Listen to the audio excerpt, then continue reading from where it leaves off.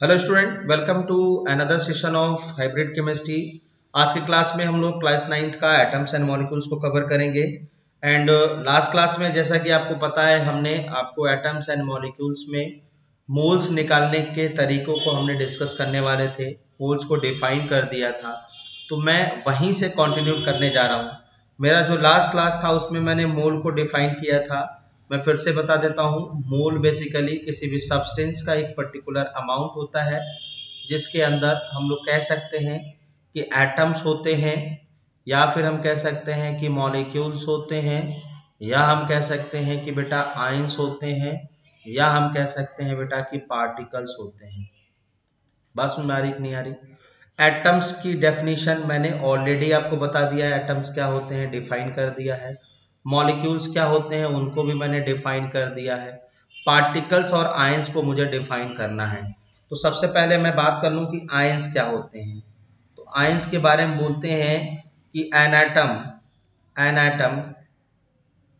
Having charge is called क्या बेटा? Atom. An atom having charge is called beta atom, ion। अब कोई भी एटम हो जिसके ऊपर चार्ज हो, जैसे हम बात कर सकते हैं एल्यूमिनियम है, इसके पास 3+ होता है, जैसे ऑक्सीजन है 2- होता है, सल्फर पे 2- होता है, मैग्नीशियम पे 2+ होता है। तो ये सभी क्या है बेटा? आयंस है। क्या है बेटा? ये सभी आयंस है। तो आई थिंक आपको आयंस की डेफिनेशन समझ में आ रही होगी कि आयंस का मतलब होता है कोई भी एटम हो उसके ऊपर चार्ज अगर है तो वो आयंस कहलाएगा, कोई भी एटम हो। अब हम बात करते हैं टाइप ऑफ आयंस की। मैं बात करूं तो टाइप ऑफ आयंस बेसिकली मैं बताऊं तो ये दो तरह के होते हैं। एक को बोलते हैं हम पॉजिटिव आयन। क्या बोलते हैं बेटा? पॉजिटिव आयंस बोलते हैं। पॉजिटिव आयंस, या हम इसी को बोलते हैं कैटायन, इन्हीं को बोलते हैं कैटायन। दूसरा होता है बेटा निगेटिव आयन। कौन सा होता है बेटा? Negative ion. निगेटिव आयंस की मैं बात करूं तो इसी को हम बोलते हैं बेटा एनायन। क्या बोलते हैं? एनायन बोलते हैं। तो एनायन और कैटायन आपको समझ में आ गया। अगर कोई M है जिसके ऊपर पॉजिटिव चार्ज है तो इसको हम कैटायन कहेंगे, कोई M है जिसके ऊपर नेगेटिव चार्ज है तो उसको हम एनायन कहेंगे। ये दोनों बातें आप लोगों को समझ में आ गई होंगी। अब मैं पूछूं एग्जैक्टली कैटायन और एनायन कैसे फॉर्म होते हैं, मतलब अगर मैं पूछूं कि कैटायन क्या होता है तो बोलते हैं आयन आयन हैविंग क्या बेटा? Positive charge. Having positive charge is called cation. ठीक है। आगे लिखोगे it is form by loss of electron. समझ में आ रहा है कि नहीं आ रहा? And good conductor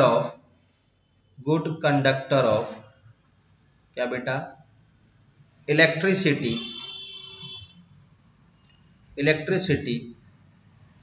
as well as क्या बेटा? हीट। मतलब हीट और इलेक्ट्रिसिटी का एक गुड कंडक्टर होता है, इस बात को आपको समझ लेना है। बात सुन में आ रही कि नहीं आ रही? और अगर मैं कहूं कि हमारे पास केटायन कितने हैं भैया, कितने केटायन हैं, जैसे मैं कहूं Mg है, Mg को हम Mg2+ में अगर ले जाते हैं तो ये Mg के पास 12 इलेक्ट्रॉन्स हैं। कितने हैं? 12 इलेक्ट्रॉन्स हैं। तो जितने इलेक्ट्रॉन्स हैं, अगर दो पॉजिटिव चार्ज आ रहा है दैट मीन्स कि इसने 2 इलेक्ट्रॉन को लूज किया है। तो 2 इलेक्ट्रॉन लूज जो किया वहां पे हमने इसको ऐसे ऐड कर दिया, क्योंकि इस इक्वेशन को हमें बैलेंस भी करना है। अब 12 में से 2 इलेक्ट्रॉन इसके पास चले गए तो 10 ही इलेक्ट्रॉन तो इसके पास बचे भाई। क्लियर हो गया कि नहीं हो गया? इसी तरीके से हम लोग बात करते हैं कि हमारे पास माना कि सोडियम है, सोडियम के पास 11 इलेक्ट्रॉन्स होते हैं। अब अगर ये सोडियम प्लस में गया दैट मीन्स एक इलेक्ट्रॉन को इसने लूज किया तो इसके पास 10 इलेक्ट्रॉन। जैसे मैं कहूं एल्यूमिनियम है, एल्यूमिनियम के पास 13 इलेक्ट्रॉन्स होते हैं। अगर ये एल्यूमिनियम 3+ में जाएगा, दैट मीन्स ये 3 इलेक्ट्रॉन्स को इधर बाहर किया, तो 13 में से 10 इलेक्ट्रॉन्स निकल गए, तो इसके पास बचे कितने? 10 इलेक्ट्रॉन्स। तो आप देख रहे होगे कि लगातार ये इलेक्ट्रॉन्स को क्या कर रहा है बेटा? लूज कर रहा है। ये बात आपको समझ में आ गई कि नहीं आ गई? बोलिए, सबको समझ में आ गया? कुछ और एग्जाम्पल्स हम लोग इसके देखते हैं। कुछ मोर एग्जाम्पल्स की हम बात करें तो हम कह सकते हैं lithium, sodium, potassium, rubidium, caesium, इन सब पे +1 चार्ज होता है। ये सब पे +1 चार्ज। जैसे मैं कहूं बेरिलियम, मैग्नीशियम, कैल्शियम, स्ट्रॉन्टियम, इन सब पे 2+ चार्ज होता है। सब पे 2+ चार्ज होता है। अब लिथियम, सोडियम, इनको कैसे याद करें? इसको लिख सकते हैं लीना, लीना की रब से फरियाद। समझ में आ रहा है कि नहीं आ रहा? लीना की रब से फरियाद, फ्रेंसियम भी होता है। ठीक है, इसको बोल सकते हैं बेटा मांगे कार, स्कूटर, बापू 2+, राजीव 2+। समझ में आ रहा है कि नहीं आ रहा है? ये याद करने के तरीके आपको समझ में आ गए। ये मेटल्स हैं, इन पे चार्ज होते हैं, ये कैटायन हैं, और इनके कुछ एग्जांपल्स हैं। समझ में आ रहा है कि नहीं आ रहा है? उसके अलावा और भी हैं, लेकिन आप इतना याद रखो, और एल्यूमिनियम, जिंक, कॉपर, बहुत सारे हैं, लेकिन आप इतना याद रखो। ठीक है, नेक्स्ट हम बात करेंगे कि एनायन क्या होते हैं। अब एनायन का मतलब होता है कि कोई भी एटम, एटम क्या बेटा? एटम हैविंग क्या बेटा? Negative charge. कोई भी एटम है जिसके ऊपर अगर निगेटिव चार्ज है, निगेटिव चार्ज होने की वजह से हम बोलेंगे कि बेटा एटम जो हमारा है क्या है बेटा? जो है वो एनायन है। मतलब अगर किसी एम है, कोई एम है और इसके ऊपर नेगेटिव चार्ज है, तो ये एनायन कहलाएगा। समझ में आ रहा है कि नहीं आ रहा है? बोलो। फिर आगे लिखोगे कि anions form, A9 form by gain of electron, by gain of electron. तो एनाइंस हम कैसे फॉर्म करते हैं? गेन ऑफ इलेक्ट्रॉन से। अब इलेक्ट्रॉन कैसे गेन करेंगे हम लोग? जैसे कोई एम है, एम ने एक इलेक्ट्रॉन गेन किया, अगर एक गेन किया है तो इसके ऊपर M- होगा, एक ही माइनस आएगा। अगर एम है, इसने 2 इलेक्ट्रॉन को गेन किया है तो इसके ऊपर M2- आएगा। अगर कोई एम है, इसने 3 इलेक्ट्रॉन को गेन किया है, दैट मीन्स इसके ऊपर N3- आएगा। ये सभी एनाइंस हैं, ये सभी एनाइंस हैं, और ये सब हमारे क्या हैं? कोई भी एलिमेंट्स हैं। इन एलिमेंट्सों ने इलेक्ट्रॉन को गेन किया, गेन करके ही एमाइंस की फॉर्मेशन की। अब मैं पूछूं कि कुछ एग्जांपल्स बताओ, तो जैसे ऑक्सीजन है, ऑक्सीजन 2 इलेक्ट्रॉन को लेता है और ऑक्सीजन 2- में जाता है। जैसे सल्फर है, 2 इलेक्ट्रॉन को दिया और इसने सल्फर 2- में गया। ऑक्सीजन का एटॉमिक नंबर 8 होता है, 2 इलेक्ट्रॉन लेने के बाद यहाँ गया, मतलब ये 10 इलेक्ट्रॉन हुए। सल्फर के पास 16 इलेक्ट्रॉन होते हैं, इसने 2 इलेक्ट्रॉन एक्सेप्ट किया, दैट मीन्स यहाँ पे 18 इलेक्ट्रॉन हुए। बोलो, क्लियर हो रहा है कि नहीं हो रहा है सबको? जैसे फ्लोरीन है, क्लोरीन है, फ्लोरीन का एटॉमिक नंबर होता है 9, इसने 1 इलेक्ट्रॉन गेन किया, ये बनाएगा फ्लोरीन-। क्या बनाएगा? फ्लोरीन-। फ्लोरीन- का एटॉमिक नंबर कितना है? इलेक्ट्रॉन कितना? 10। यहाँ पे इलेक्ट्रॉन कितने? 9। क्लोरीन का इलेक्ट्रॉन 17 होता है, 1 इलेक्ट्रॉन इसने गेन कर लिया, देन बनाएगा क्लोरीन-, और यहाँ पे इलेक्ट्रॉन कितने? 18। तो आपको समझ में आ गया कि जो एनाइंस होते हैं वो इलेक्ट्रॉन को गेन करके फॉर्म होते हैं, जो कैटायन होते हैं इलेक्ट्रॉन को लूज करके फॉर्म करते हैं। दैट मीन्स आपको समझ में आ गया होगा। अब एनाइन की कुछ और प्रॉपर्टी होते हैं जिसको हम बोलते हैं, एनाइन को हम नॉन मेटल बोलते हैं। एनाइंस क्या होते हैं बेटा? नॉन मेटल होते हैं। क्या होते हैं बेटा? नॉन मेटल होते हैं। समझ में आ रहा है कि नहीं आ रहा है? दूसरा, ये बैड कंडक्टर ऑफ क्या होते हैं बेटा? इलेक्ट्रिसिटी, इलेक्ट्रिसिटी एंड क्या बेटा? Heat, and heat. मैं एक शब्द जोड़ूंगा, जनरली। जनरली ऐसा पाया जाता है, कुछ इनके एक्सेप्शंस भी हैं, उन एक्सेप्शंस को हम लोग आगे देखते हैं कुछ और क्लासेस में। समझ में आ रहा है कि नहीं आ रहा? मतलब ये नॉन मेटल होते हैं और बैंड कंडक्टर ऑफ इलेक्ट्रिसिटी होती है, और थर्मल हीट होते हैं जनरली। तो एनायन और कैटायन की आपको जो भी टेंडेंसी थी पता चल गई, कैसे फॉर्म होते हैं ये हमें पता चल गया। समय को हम वेस्ट नहीं करेंगे, हम आगे बढ़ेंगे। जो हम मूल कंसेप्ट में ही पढ़ रहे थे, मैं आपको दिखा देता हूँ प्रीवियस में। यहाँ पे मैंने कहा था एटम्स हमने पढ़ लिया है, मॉलिक्यूल्स पढ़ लिया, आयंस को मैंने डिफाइन कर दिया, मतलब आयंस M+ और M- जैसा हो सकता है। अब बात करते हैं पार्टिकल। पार्टिकल का मतलब होता है इलेक्ट्रॉन, इलेक्ट्रॉन एंड प्रोटॉन। क्या होता है बेटा? पार्टिकल का मतलब है इलेक्ट्रॉन एंड प्रोटॉन और न्यूट्रॉन, ये इन्हीं को हम पार्टिकल्स कहते हैं। बस हमारे स्ट्रक्चर ऑफ एटम में आपको इलेक्ट्रॉन प्रोटॉन न्यूट्रॉन के बारे में बताया जाता है। दैट मीन्स हम कह सकते हैं mole is the amount of any substance which contains atoms, molecules, ions और particles which are exactly present in 12 gram of carbon 12 isotopes.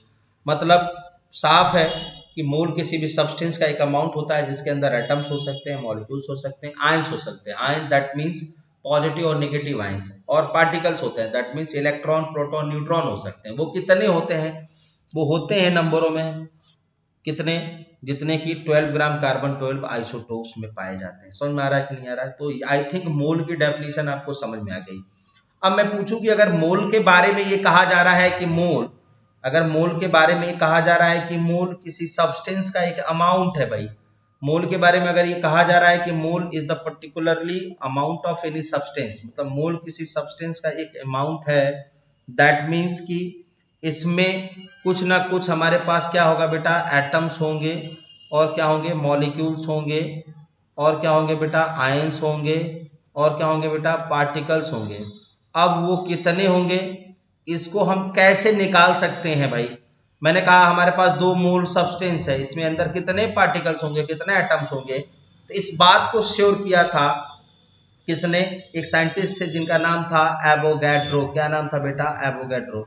Avogadro ने कहा कि one mole of any substance, one mole of any substance, दुनिया का कोई भी substance हो, उसका एक मोल एग्जैक्टली 6.022 इंटू 10 के पावर 23 या तो एटम्स को कंटेन करेगा, या फिर मॉलिक्यूल्स को कंटेन करेगा, या फिर आयंस को कंटेन करेगा, या फिर पार्टिकल्स को कंटेन करेगा। बोलो समझ में आ गया कि नहीं आ गया? और ये जो स्टेटमेंट था, इस स्टेटमेंट के बाद एग्जैक्टली हम किसी भी सब्सटेंस में एटम्स को कैलकुलेट कर सकते हैं।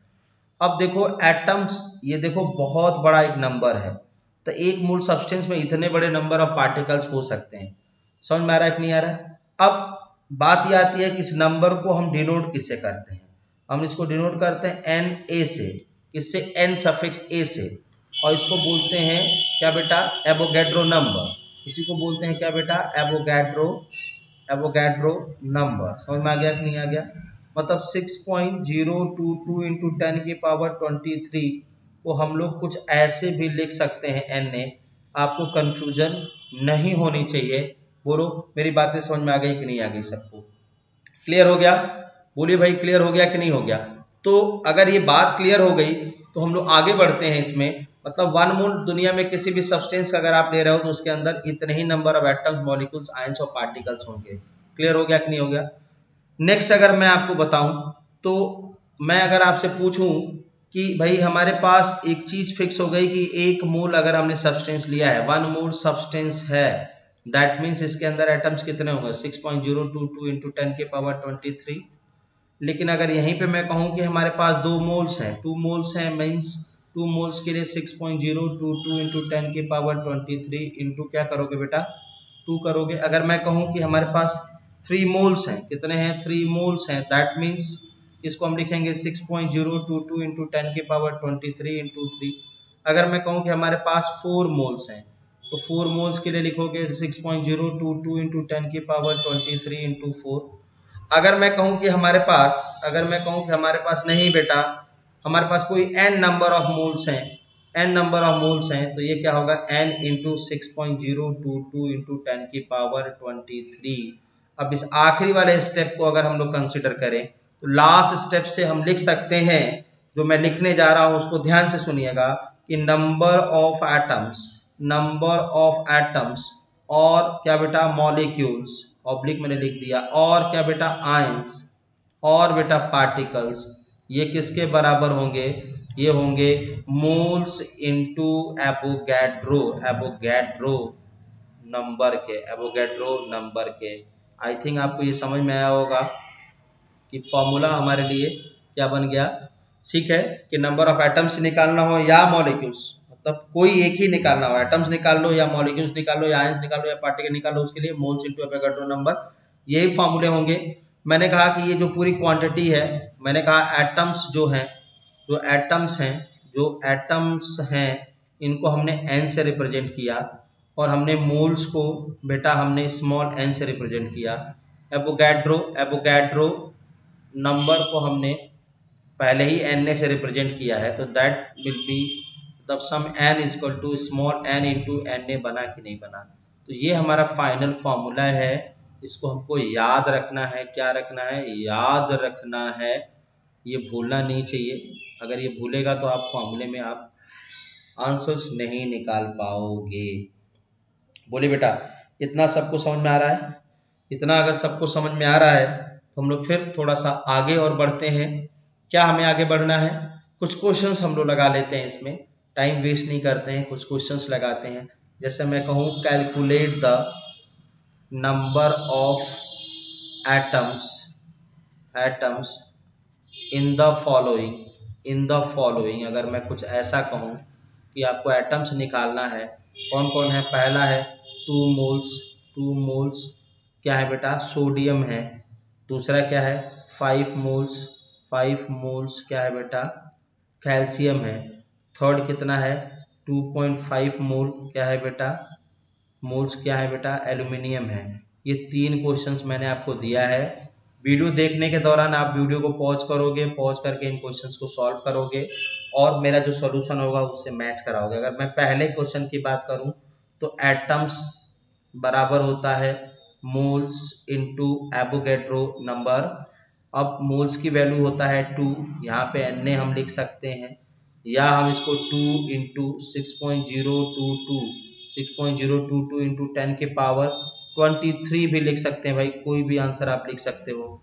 दूसरे क्वेश्चन में हम अगर एटम्स की बात करूं, फॉर सेकेंड क्वेश्चन अगर मैं एटम्स की बात करूं तो again it will be moles into sum Avogadro number, and अगर इसको हम सॉल्व करें तो 5 इंटू Na लिख सकते हैं, मतलब 5Na हो गया। अगर मैं थर्ड कहूं कि हमें एटम्स फिर से निकालने हैं तो दैट मीन्स कि आपको फिर से फॉर्मूला यूज करना होगा मोल्स इंटू एवोगैड्रो नंबर, और ये होगा 2.5 इंटू Na। मीन्स आपको अगर मोल्स कहीं पे गिवन है मेरे प्यारे बच्चों, तो you can calculate the number of atoms, molecules, ions और पार्टिकल्स। समझ में आ गया कि नहीं आ गया? आप निकाल सकते हो इन नंबरों को। तो इन नंबरों को निकालने का जो जनरल तरीका होता है उन तरीकों को भी हम लोग डिस्कस करेंगे, आप बिल्कुल परेशान मत होइए।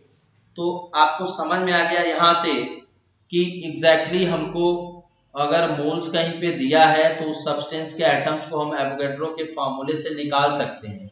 तो हमारा जो नया टॉपिक आया बन के वो ये आया कि हम मोल्स को डिटरमाइन करने का तरीका जान ले। क्या जान ले बेटा? मोल्स को हम कैलकुलेट करने का मेथड जान ले। तो आगे अगर हम इसमें बढ़ें तो इसमें हम मोल्स को निकालने की कोशिश करते हैं। मोल्स कैसे फाइंड करें भाई, और मोल्स फाइंड करें और किसके लिए करें, ये भी एक बहुत बड़ा इश्यू होता है। मोल्स किसके लिए हम कैलकुलेट करें? तो हमें पता है कि मोल्स के कैलकुलेशन की मैं बात करूं तो जो भी हमारे पास सब्सटेंस हैं वो दो फॉर्म में होते हैं, या तो वो एटम्स हो सकते हैं या फिर वो मॉलिक्यूल्स हो सकते हैं।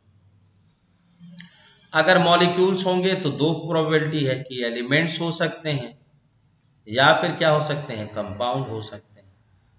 समझ में आ रहा है कि नहीं आ रहा? कंपाउंड का लाइक भाई वाटर हो सकता है, बोलो CO2 हो सकता है, एलिमेंट लाइक ऑक्सीजन हो सकता है, और क्या हो सकता है, इसके अलावा आप कह सकते हो नाइट्रोजन हो सकता है, ये सभी हो सकते हैं।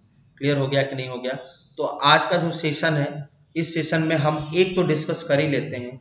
हमारा सेशन में लिखना है हमें मोल्स फॉर क्या बेटा? Atoms, moles for atoms.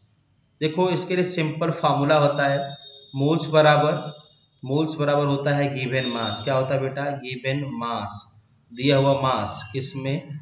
मैं वो भी लिख देता हूँ ग्राम में, डिवाइडेड बाई नीचे लिखते हैं हम बेटा ग्राम एटॉमिक मास, और ग्राम एटॉमिक मास को हम GAM लिखते हैं। क्या लिखते हैं बेटा जी? GAM लिखते हैं, ठीक है ना? बोलो क्लियर हो रहा है कि नहीं हो रहा है? अब मैंने कहा मोल्स को N से रिप्रेजेंट किया, मास को हमने WT से रिप्रेजेंट किया, और ग्राम एटॉमिक मास जो कि पीछे मैंने बता रखा है GAM से रखा। तो यहाँ से फॉर्मूला बना सम N मोल बराबर बोलो WT/GAM इस फॉर्मूले को आप ध्यान रखोगे और इन्हीं फॉर्मूले को हम यूज करके आगे क्वेश्चंस लगाएंगे। तो आज का सेशन मैं यहीं पे कंप्लीट करूंगा। नेक्स्ट सेशन में हम इन पे कुछ क्वेश्चंस लगाएंगे और भी छोटी मोटी चीजों को हम समझने की कोशिश करेंगे। ठीक है बेटा, आई होप कि आप लोगों को वीडियो समझ में आया होगा। अगर किसी बच्चे को कोई डाउट होता है तो कमेंट बॉक्स में अपने डाउट को रख सकता है, मैं उसके डाउट्स को पर्सनली भेजूंगा, उसके लिए मैं वीडियो बना सकता हूँ। ठीक है ना, चलिए सभी लोग thank you, thanks a lot.